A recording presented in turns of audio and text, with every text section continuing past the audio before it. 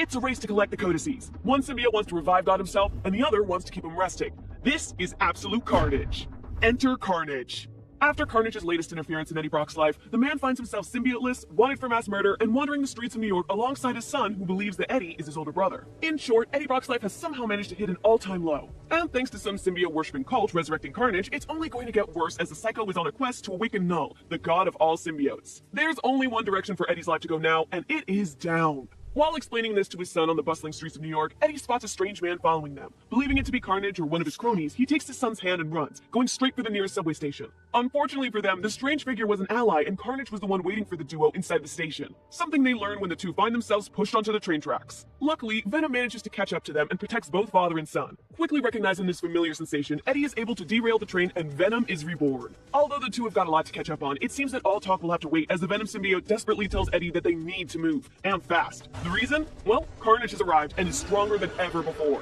Despite the obvious power difference, Eddie rushes into battle, only for him to get thrown around and hammered on like a ragdoll. Carnage even taunts the man, saying that Eddie has always looked better in red, or in other words, covered in blood. Brock is only able to escape this pounding thanks to electrocuting both himself and Carnage with the train tracks. As Eddie limps away from the scene of the battle with his son, we get a glimpse of Carnage's host body, the madman Cletus Cassidy. But instead of a person under the suit, we see Cletus looking more like a walking corpse. It seems he wasn't properly brought back to life when the symbiote was revived. However, Cassidy's personality and pretty much his entire identity are still intact, having been absorbed by the Carnage symbiote. It's a dark fate, but it's hard to feel bad for the guy. I mean, he was a serial killer beforehand, and he chose to keep the symbiote, so kinda did it to himself.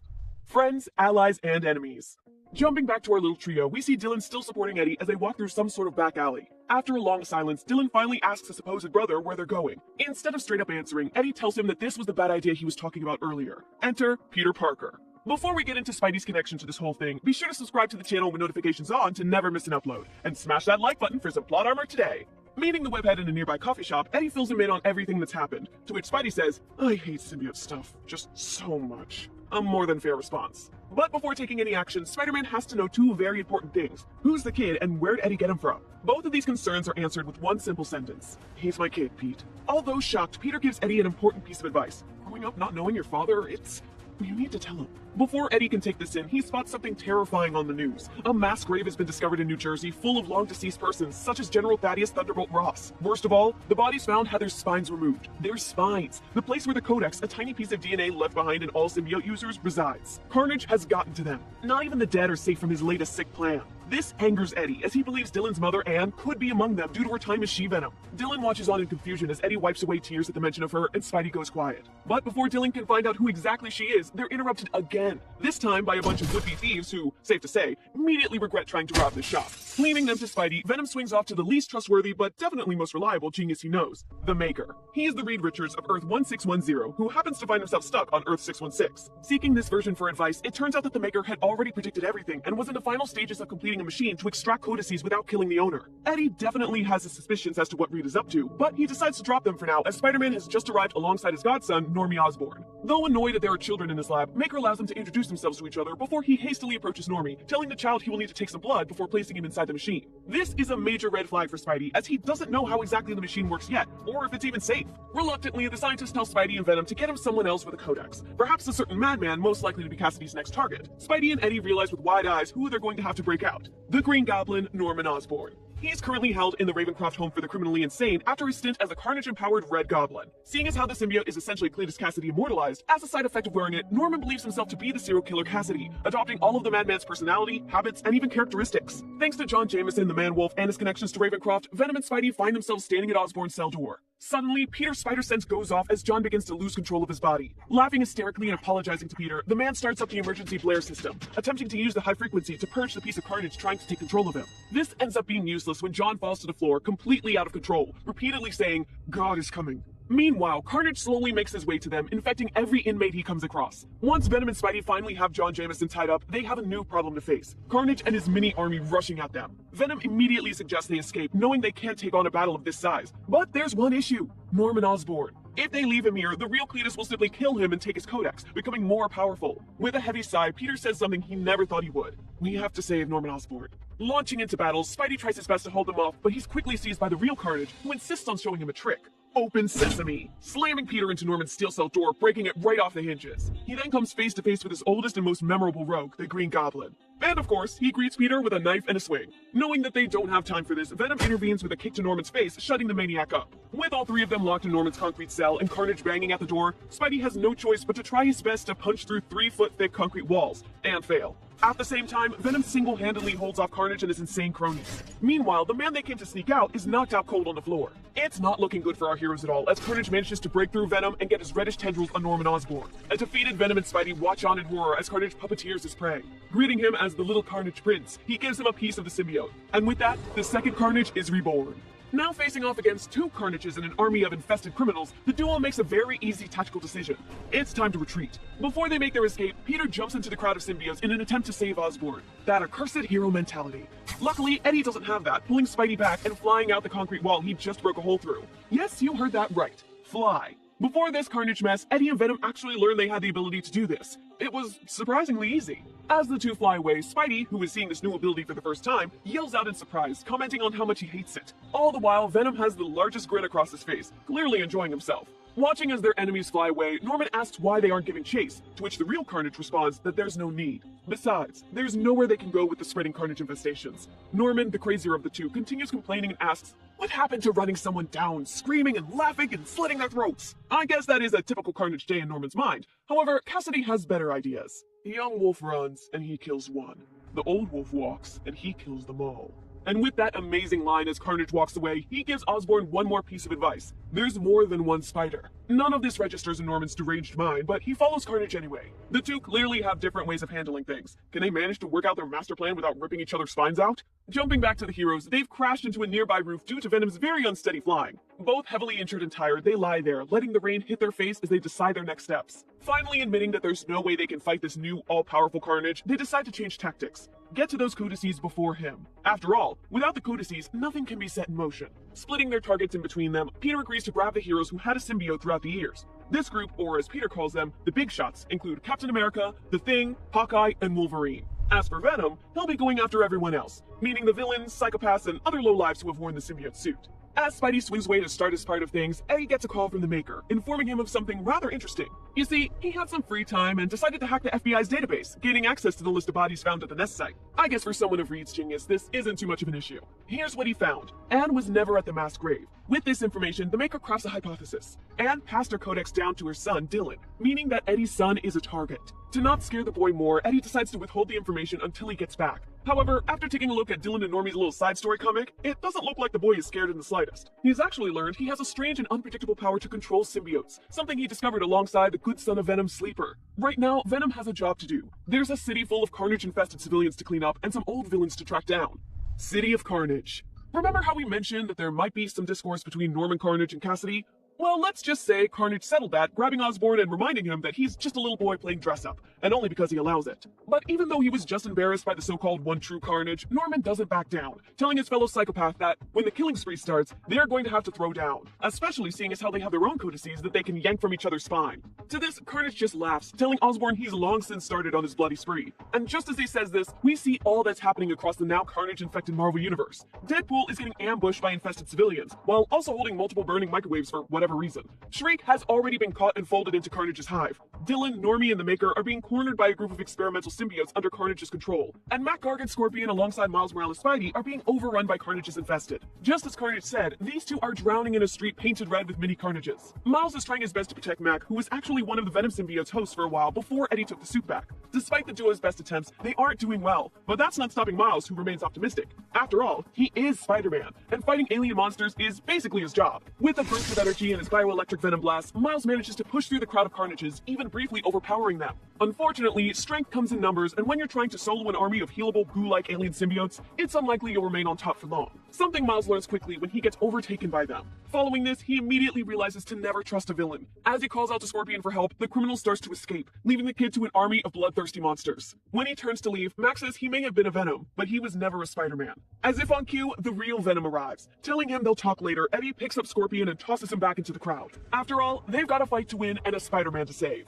Unfortunately for Venom, he just tossed Scorpion into Norman Osborn's grasp, who happened to arrive at that exact moment. Thanking him for that, Norman, to Eddie's horror, digs his tendrils into Mac's back to pull his spine out. Thankfully, Spider-Man manages to free himself from the horde of infested Carnages, just in time to strike Norman with an enormous Venom blast. Without wasting a beat, Venom rushes in to rescue the now paralyzed Scorpion, pulling him away from the battlefield. It's only when they've gotten away that the two remember Miles and turn back for him just in time to see him overrun by Carnage-infested cronies. Miles, too, is forcibly bonded with a symbiote. With no other options than Scorpion begging for his help, Eddie is forced to kick the now fully infested kid away and go help Mac. However, when he tries to, he finds Norman Carnage standing over him, ready to squash him with the car he's holding overhead. Using his quick thinking, Eddie manages to connect with Norman for a second when he mentions Normie, and they work on fixing him. Osborn Carnage pauses, seemingly coming to his senses as he asks exactly what is happening with Normie. Using this moment of hesitation to his advantage, the Venom symbiote takes complete control and shoots a tendril right through Osborn's heart. That completely shocks Eddie. After all, the symbiote always listened to him, but as the symbiote tells Eddie, it had to be done.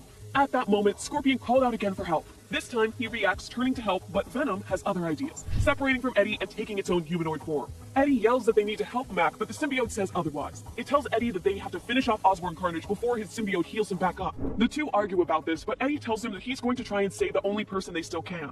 After letting out a primal scream of frustration, Venom rebonds with Eddie and they rescue Gargan. As they swing away over the Sea of Red while carrying Scorpion, Eddie and Venom have a bit of an internal back and forth. The Venom symbiote believes that the way things stand, they are going to lose. Seeing as how Carnage is technically his son, Venom gets slightly antsy. This is all his responsibility. Eddie gets back at him, telling his symbiote that he also has a child now, who, mind you, is a target, so they can't really be running headfirst into danger anymore. As the trio approaches their base, the symbiote drops this chilling line on Eddie. I understand, Eddie. You must face the consequences of your spawn as I do. But understand this. If you aren't strong enough to end this, I will find someone who is. The cavalry arrives. With that, Eddie enters the safe house expecting to find the Maker. Instead, he finds some better people waiting for him. Captain America, The Thing, Wolverine, Spider-Man, and Bruce Banner. And they're ready to handle whatever situation comes their way. As for the Maker, well, after an incident involving Dylan, Normie, Sleeper, an army of symbiotes, and the present Avengers, let's just say he ran away. Hence, Bruce Banner is here instead. And surprisingly, he confirms that the Maker's device is entirely safe and ready to use, which is why Normie is currently inside the machine having his codex extracted.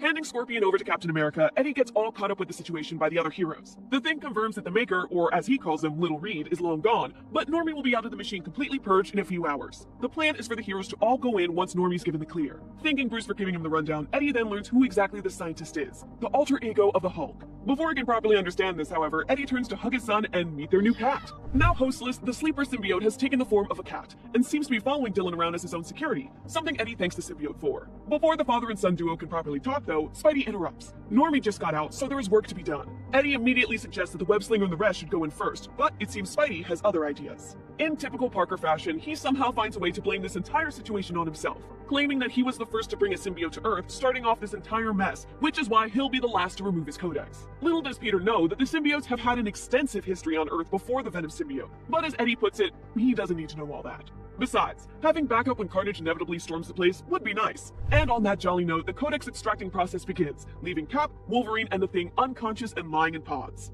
As Eddie silently watches over them, Spidey approaches for a quick chat, asking him about his son. However, Spidey quickly realizes that this isn't actually Eddie when the real Eddie Brock appears behind him. Instead, it was Carnage using the symbiote to disguise himself. When it's revealed, Carnage monologues to the heroes, telling them that therapists and doctors always tell him he's like this because of his childhood traumas or explicit violence. But they're all wrong. Those things don't make Carnage, since he is those things. As the Madman puts it, he is the guns and the knives and the wickedness of this whole sick world. And with that, he fully suits up and calls it his army of infesteds. In a truly terrifying panel, Carnage stands tall and tells the heroes, "You know my name.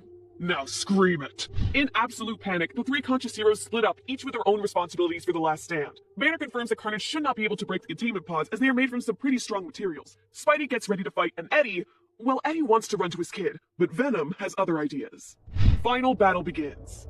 Just as they discussed, Eddie has to take care of his child, but so does Venom. And if Eddie isn't strong enough to finish this, he'll find someone else. And with that, the symbiote leaps away from its host and attaches itself to a screaming Bruce Banner. Watching this transformation happen, Carnage shrugs and shoots a few tendrils through Banner's body. The Madman laughs at the whole situation, asking who the hell that nerd was supposed to be. But he quickly learns, as we know, when Banner goes night-night, the Incredible Hulk comes out to play. Now fully transformed into the Jade Giant, Hulk gives Carnage an oh-so-satisfying punch right in the face, knocking him back a few steps. Genuinely surprised as to what just hit him, Carnage turns to see a Venom-infested Hulk. Now fully bonded, they yell out, "We are Hulk!" And with an incredible Venom smash, the fight between Venom Hulk and Carnage begins. The two smash through walls, the ground, and anything else in their way. But Eddie, who was just abandoned by his symbiote, doesn't seem to care. Instead, he's got to worry about getting his son to safety. Leaving the heroes in their pods and Sleeper wherever he went, Spidey, Normie, Dylan, and Eddie all head to the armory, a solid cement basement filled to the brim with anti-symbiote gear. Yeah, it's about to go down. Trusting the webhead to protect the kids, Eddie suits up in some gear. After making Peter promise that no matter what happens, he'll stay down there and protect the kids, Eddie heads up, ready to take on Carnage. Convincing himself that he can be a hero for just 10 minutes, Eddie rushes into the crowd of symbiote doppelgangers with an Electro Fist and Captain America's shield. Noting how weird it is to be fighting without his partner in living armor, Eddie realizes just how vulnerable he really is in this situation. Clearly, Spider-Man has been rubbing off on him, since instead of finding another solution, Eddie decides that no matter what happens from here on out, he'll go down swinging, even when going up against a Carnage-infected Miles Morales Spider-Man. Before we get into that, however, let's check in with our big fight between Carnage and Venom Hulk. It seems not much has changed between the powerhouses, with Carnage constantly spewing nonsensical things as Hulk beats the Man-Man to a pulp. Finally, Venom Hulk tells the Dark Symbiote that he talks too damn much, to which Carnage responds, "You know what, Bruce? I think you might be right." To fix this little issue, Carnage decides to connect his brain with Banner's, sharing his thoughts and comments directly with, as I like to call them, Volk's brain. Guiding the tendrils to the part of the brain that controls the Volk's emotion, Carnage just turns off their rage, immediately reverting them back to Banner form. Well, it was fun while it lasted. Going back to Eddie, we see that his fight with Miles isn't actually going too badly. In fact, using the gauntlet he stole from the armory, along with Captain America's shield as a conductor, he's almost able to mimic Miles' Venom Blast and free him from his Carnage symbiote. And just in time for the two of them to witness Carnage rip the Venom symbiote right from puny Banner's limp body. Forcibly bonding with Eddie's symbiote, Carnage gains access to all its stored codices. And with this, Eddie finally admits that all hope has been lost. Carnage is going to win. God is coming. Last stand. But giving up isn't something the Earth's mightiest heroes are able to do. No matter the situation, they've got a world to protect, and that's exactly what Cap, Wolverine, and the Thing plan to do. Taking his shield back from Eddie, Captain America leads the heroes into battle against the newly improved Carnage. Eddie watches in awe as the heroes run towards the unstoppable villain, finally understanding something. He isn't alone in this. At that moment, Miles gives the hopeless man one last punch, telling Eddie they need to go and protect the machine, as it still holds the codices of Cap, Wolverine, the Thing, and Hawkeye. Confused as to why the codices haven't been destroyed yet, Eddie ignores that and realizes this is his last chance. Breaking into the crowd of Carnage doppelgangers, he begins to make his way to the machine before the infested can break it down. While he does that, we see Pete and the kids, terrified as they wait in the basement. Spidey's webbed up his knuckles and is ready to take on whoever comes banging through that door. And to his surprise, it's Norman Osborn.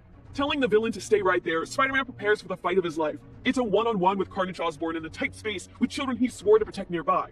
This is without a doubt one of the most important fights of the web crawler's career. Taking a look at the big shots, it seems their last pitiful push against the new and improved Carnage was an utter failure that leaves them defeated. It's all on Eddie now to somehow defeat Carnage and stop the arrival of Null. And he has just the tool to do it, having extracted the codices. Immediately, he can hear the voices of the former hosts in his mind, all giving Eddie different instructions and orders before eventually bonding with his own codex and settling. The voices all merge into one as Eddie creates something entirely new but somewhat familiar. As he flies out of the base, chasing after Carnage, in his new symbiote suit, he says his legendary phrase, "We are Venom." Following a brief flashback of Eddie and Cletus' first terrifying time meeting, we jump to the two symbiote hosts beating the living hell out of each other. After eventually smashing through just about every surface, Carnage finally gets the upper hand over Eddie and lets him in on a little secret. With his new hive connectivity, he can see just about everything. He can see through the eyes of his doppelgangers, hear other symbiotes' thoughts, and even share their pain.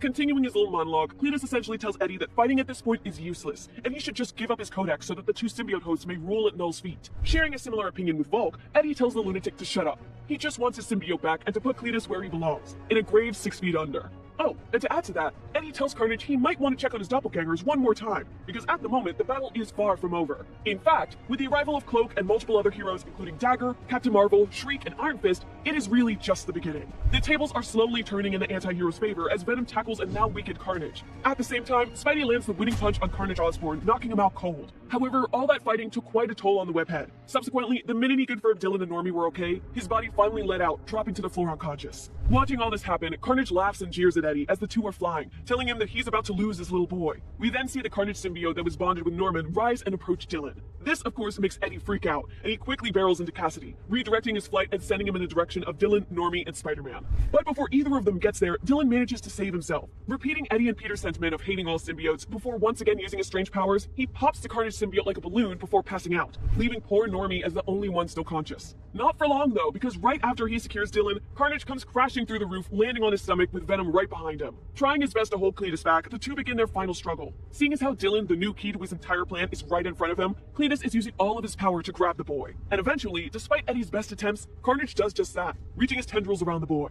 Now holding his son hostage, Carnage gives Eddie an ultimatum, one that could decide the fate of the universe. Either Cletus kills the boy, rips out his codex, and hopes that will be enough to wake up Null, or Eddie can kill Carnage, take back his original symbiote, thus connecting back to the Hive and waking up God. No matter what happens to Carnage, it's a win-win situation for him. Something he must have been planning from the very start. So, what's it going to be, Eddie? Let your son die or doom the entire world? From what we've seen so far and the lengths he'd go to for his son, we think the answer is pretty obvious. And apparently, so does Eddie. As he puts it, screw the world. And on that bitter note, Eddie rams a symbiote-crafted sword through Carnage's spine, immediately killing the walking skeleton and bringing his previous symbiote back to his rightful host. As Venom rebonds with Eddie, it questions if he can understand exactly what he just did. With the Hive now complete, Null has finally been awoken and can hear everything. Bursting out of his planetary cage of living symbiotes, the newest and most dangerous foe the Marvel Universe has seen is set free. Riding on his god-killer dragon, it seems he's coming towards Earth to find whoever woke him, or just to wreak havoc.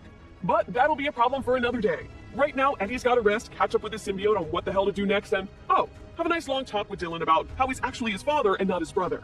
Eddie Brock's life has been flipped upside down once again, and not in a good way at all. He's got a lot to handle and little time to do so before Null eventually catches up to him, thus kicking off the King in Black event. For now, that's all there is to it in absolute carnage. Let us know your thoughts and comments below. Do you want us to continue into the King in Black storyline? This has been Alexandra Macedo, and I'll catch you all in the next video.